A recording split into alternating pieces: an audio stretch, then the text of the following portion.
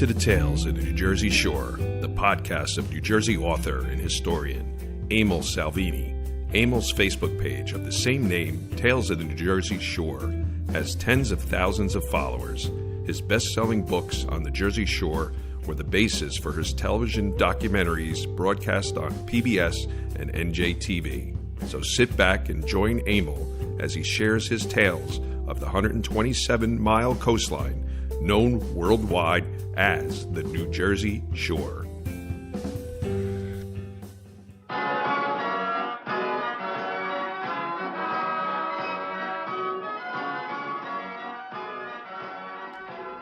Hi, I'm Emil Salvini, and these are Tales of the New Jersey Shore.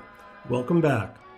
I call this episode Memory Makers, the first of several podcasts on the Boardwalks of New Jersey. Looking at my research notes, I realized that it will take more than one episode to tell the story of our magic walkways. This episode is sort of a primer on the tale of Boardwalks. It is impossible to think of the New Jersey coastline without calling to mind its alluring boardwalks. More than 31 miles of these uniquely American walkways line our coastline. They come in all sizes, ranging in length from just 200 feet to 5 miles. Some are still constructed of pine or cedar, but the Rolls-Royce of wood for boardwalks is Ipe, but it is no longer used since it comes from endangered South American forests. Others are made of macadam, brick pavers, and Trex. Belmar was proud of its pre-Sandy Trex boardwalk, and so they chose Trex for their post-Sandy walkway. I'll talk about individual towns on the next podcast, but for now, just keep in mind that wood is becoming a rarity along our coastline. Although they all share a common history, every boardwalk along the New Jersey Shore has its own unique personality that reflects the resort that built it. The 0.7-mile boardwalk at Ocean Grove, for example, is non-commercial, mirroring the pious history of the town, which began as a Methodist meeting camp. Today it is frequented by those looking for a peaceful seaside saunter. Another non-commercial walkway is located in beautiful Spring Lake. They like to claim their 2-mile boardwalk is the longest uninterrupted one in the state of New Jersey. Those looking for a Jersey-style, heavy decibel, neon-laden boardwalk experience need look no further than Seaside, Ocean City, and Wildwood. Their walkways consist of the latest rides and amusements, souvenirs, taffy, cheesesteaks, games of chance, and even 2 unique hand-carved carousels that are beautiful. Ben Franklin once said, "New Jersey is a cask tapped at one end by New York City and the other end by Philadelphia." The 2 cities also influence our boardwalks. North of Long Beach Island, they have a distinct New York City flavor, with Manhattan-style pizza, Italian sausage sandwiches, and Rangers, Devils, Yankees, Mets caps, and T-shirts. The boardwalks to the south feature cheesesteaks, pork roll, not Taylor ham, that'll be another podcast, funnel cakes, and naturally, Philly team memorabilia. Whatever your taste, there is a boardwalk that fills the bill. Where was the first boardwalk in New Jersey, you might wonder? While Atlantic City's boardwalk dwarfs all of the others, its claim to be first is inaccurate.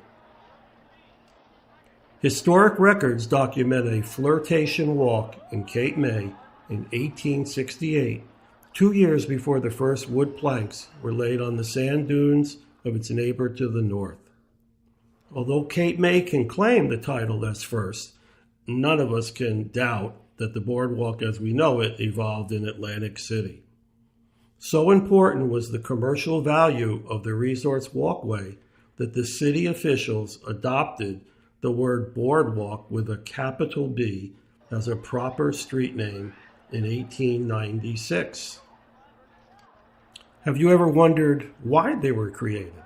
Well, it said necessity is the mother of invention.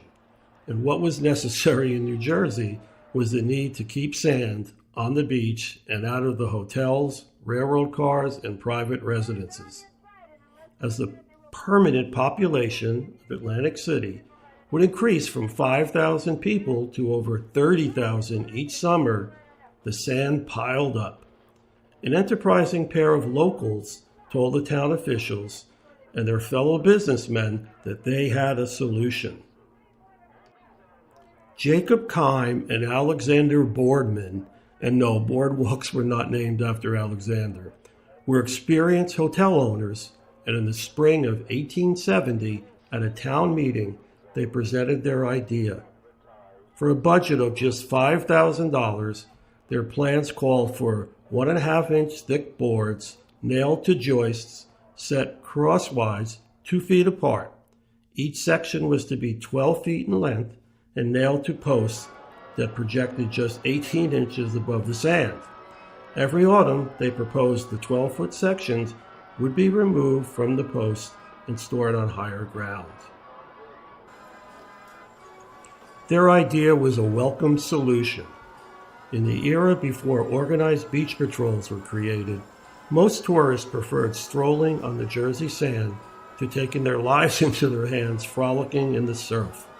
So on May 9, 1870, the town council passed a resolution to construct what would become America's playground's first boardwalk. And by the way, the only opposition was a group of hotel and boarding house owners that were afraid the structures on the new boardwalk would block their view of the Atlantic.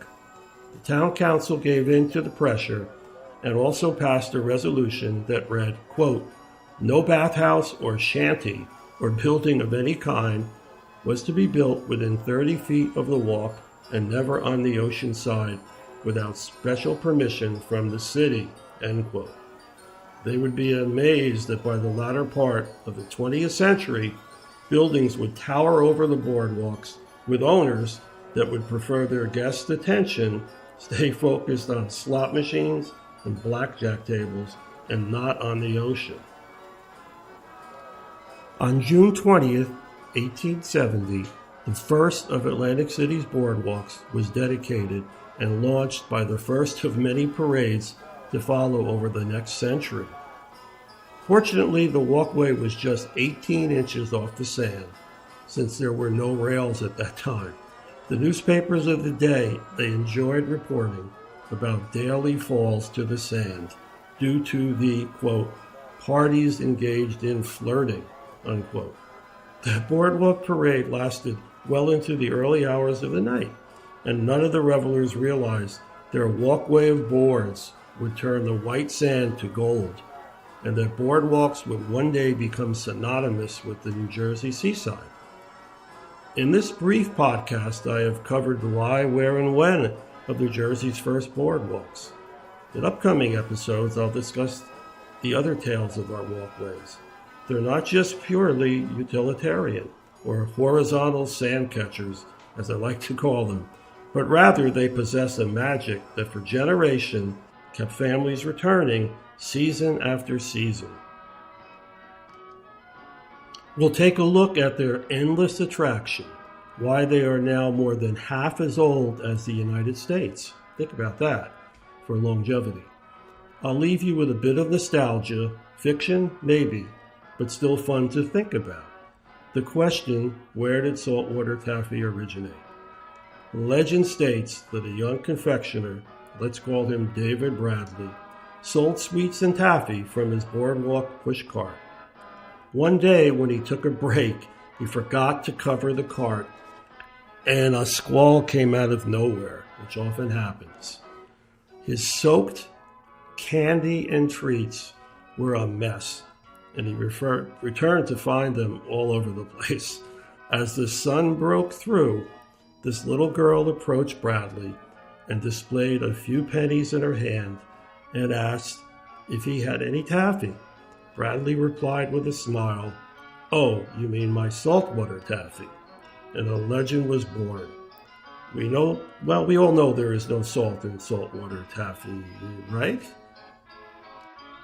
So I hope you enjoyed this episode. If you did, please pass the link on to your friends and family. It's nice to know you're out there.